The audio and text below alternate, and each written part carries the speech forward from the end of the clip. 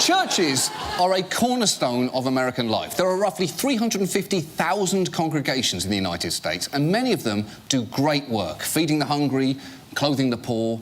But this is not a story about them. This is about the churches who exploit people's faith for monetary gain. Let me show you that in action.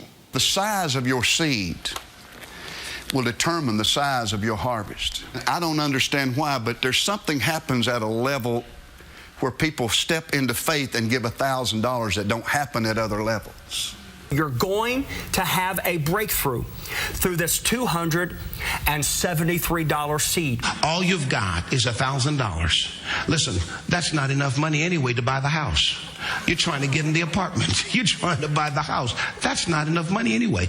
You get to that phone and you put that seed in the ground and watch God work it out. When we're desperate to have more money, we eagerly follow the Lord's law of finances, which is, of course, tithing. Consider President George Q. Cannon's approach to tithing when he was an impoverished young man.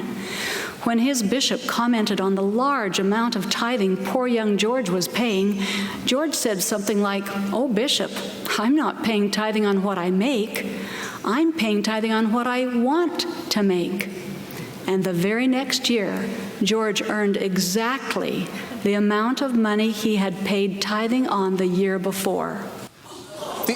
The argument is, sow your money in the ground and you will reap returns multiple times over. Except, as an investment, you'd be better off burying your money in the actual ground, because at least that way there is a chance your dog may dig it up and give it back to you one day.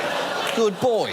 But it can get even more predatory, because if, say, you don't have $1,000 or perhaps have significant debts, seed faith can still work for you. I have a feeling that somebody that wants a credit card debt wiped out, that if you'll use your faith as you sow the $1,000 on a credit card, as you use your faith,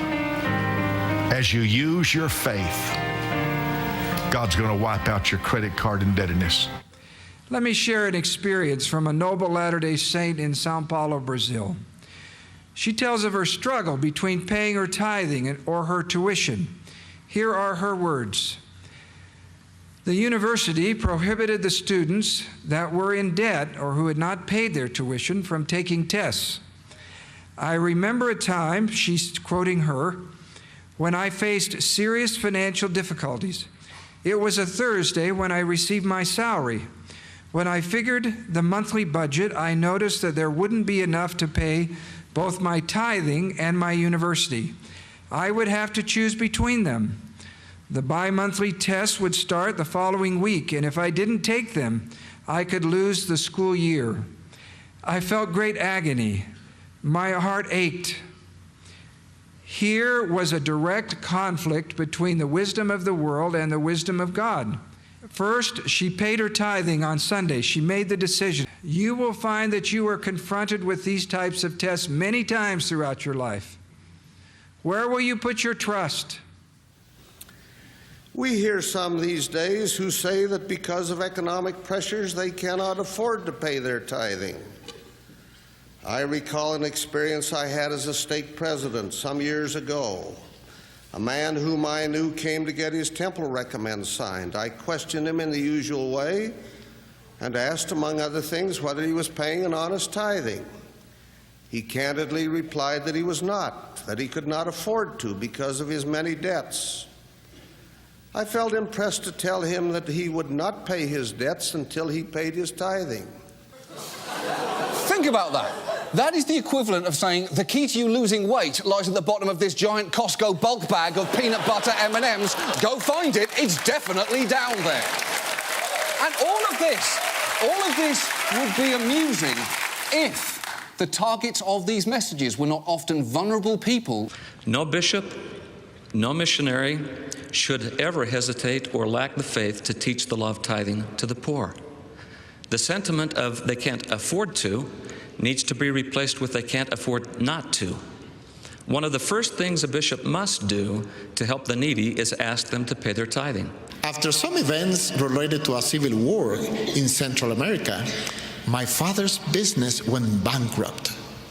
He went from about 200 full-time employees to fewer than 5 sewing operators who worked as needed in the garage of our home. One day, during those difficult times, I heard my parents discussing whether they should pay tithing or buy food for the children. On Sunday, I followed my father to see what he was going to do. After our church meetings, I saw him take an envelope and put his tithing in it. That was only part of the lesson. The question that remained for me was what we were going to eat. Early Monday morning, some people knocked on our door.